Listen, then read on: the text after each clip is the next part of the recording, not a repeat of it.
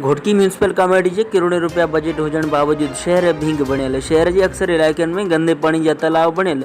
शहरनि जी बार बार एहतजाज बाद कुछ ॾींहं पहिरियों डीसी घोटकी नोटिस वठण बाद शहर अंदर भिटाई नगर में बीठल गंदे पानी के तलाव जो विजिट करे म्यूनिसिपल जे सीएमओ के 2 ॾींहनि अंदर शहर में गंदो पानी कढी गंदगी ख़त्म करण जो हुकुम ॾिनो, पर सीएमओ सियासी माण्हुनि जे पुठ भराई हासिल हुजण करे डीसी घोटकी जो हुकुम हवा में उॾाए छॾियो। घोटकी भिटाई नगर अंदर गुज़रियल 1 महीने का घिटिन मोहल्लनि अंदर गंदो पानी बीठल है।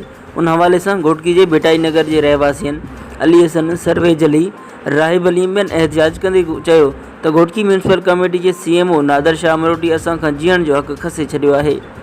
गुज़रियल 1 महीने का असांजे मोहल्ले भिटाई नगर में गंदे पानी के तलाव बीठल आहिनि, नालियूं उबतियूं पियूं वहनि, पर सीएमओ घोटकी सियासी भोतारनि जे बंगलनि ते आरामी बणियल आहे। हिननि चयो त म्यूनिसिपल जे करोड़े रुपए बजट हुजण बावजूद शहर गंदे पानी की लपेट में है, पर म्यूनिसिपल जा कामोरा सियासी माण्हुनि जी सलामी में पूरा आहिनि।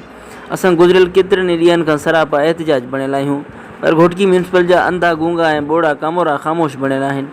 जॾहिं त म्यूनिसिपल जे बजट शहर जी सफ़ाई ते ख़र्च थियण बजाए सियासी माण्हुनि जे बंगलनि ते ख़र्च थी रही आहे। हिन चयो त हिन मुल्क अंदर को ॿुधण वारो न आहे। पीपी जो रोटी कपड़ा मकान जे मंशूर, पर असांखे रोटी कपड़ा मकान जेको ॾिनो वियो असांजे पाड़े में सफ़ाई बि न आहे। हिन चयो त भिटाई नगर अंदर महीने खां गंदो पानी बीहण करे बीमारियुनि मुंहुं कढियो आहे ऐं असां घरनि खां ॿाहिरि नथा निकिरी सघूं।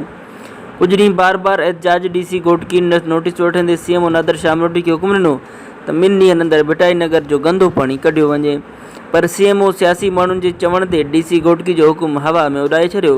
हिन चयो त असां सख़्तु तकलीफ़ में आहियूं, पर को दांह ॿुधण वारो न आहे। उन मौक़े ते शहरनि चीफ जस्टिस, सेशन जज घोटकी, सिंध सरकार ऐं डीसी घोटकी समेत बस वारनि खां अपील कई त खुदारा म्यूनिसिपल जे नाअहल सीएमओ खे फौरी तौर हटाए शहर अंदर सफ़ाई करे गंदो पानी कढी शहरनि खे जीअण जो हक़ ॾिनो वञे।